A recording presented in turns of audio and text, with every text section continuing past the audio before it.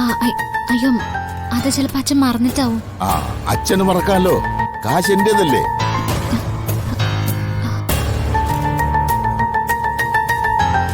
ദൈവത്തിനെ പൂജിക്കുന്ന ആളല്ലേ വാക്ക് തെറ്റിക്കില്ലല്ലോ എന്ന് കരുതിയത് എന്റെ തെറ്റ്. മോൾക്ക് ഓർമ്മയുണ്ടല്ലോ ഞാൻ വീട്ടിൽ വന്നത്. കല്യാണം നടത്താതെ അച്ഛന്റെ കയ്യിൽ കാശ് വെറുതെ ഇരിക്കുകയാണെങ്കിൽ അതിങ്ങി തന്നേക്കെന്ന് ഞാൻ പറഞ്ഞതാ. അച്ഛന്റെ മറുപടി എന്തായിരുന്നു? അച്ഛന്റെ പഴയ കടങ്ങളൊക്കെ ഞാൻ കൊടുത്ത കാശ് ഉപയോഗിച്ച് വീട്ടി. അതച്ഛന്റെ ഇഷ്ടം. ഞാൻ ഇപ്പൊ തന്നെ അച്ഛനോട് പറയാം. അച്ഛൻ കൊണ്ടുവന്ന് തന്നോളും. ഇനിയിപ്പോ അതിന്റെ ആവശ്യമില്ല. ഞാൻ ഇതോടെ കച്ചവടം അവസാനിപ്പിക്കുകയാണ്. മോള് വീട്ടിൽ ചെല്ലുമ്പോ അച്ഛനോട് പറയേണ്ടത് എന്താണെന്ന് അറിയോ? ഇന്ന് വൈകുന്നേരത്തിനുള്ളിൽ എന്റെ കയ്യിൽ നിന്ന് വാങ്ങിയ മുഴുവൻ പണവും എന്റെ വീട്ടിലെത്തിക്കണം. വൈകുന്നേരം എന്ന് പറഞ്ഞാൽ ഒരു 4 മണി. അതിനപ്പുറത്തേക്കൊരു സമയമില്ല. അയ്യോ അങ്ങനെ പെട്ടെന്ന് പറഞ്ഞാൽ എങ്ങനെയാ?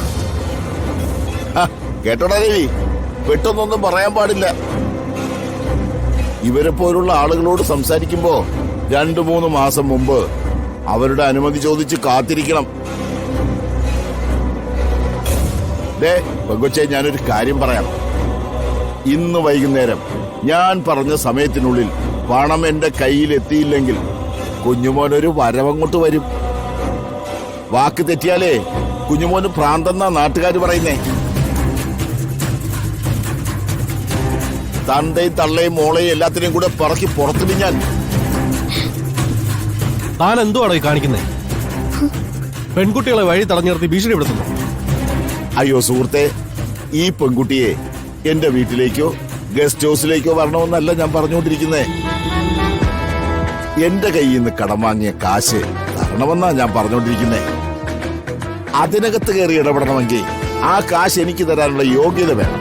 ഉണ്ടോ തന്റെ കയ്യില്? പണം വാങ്ങിച്ചെന്ന് വിചാരിച്ച് എന്തുവാണെന്നാണോ? ഈ നാട്ടിൽ ചോദിക്കാനും പറയാനും ആളില്ലേ? ഇല്ല.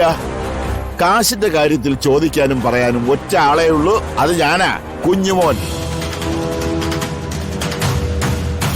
നിനക്ക് കാര്യം മനസ്സിലായോടി മോളെ?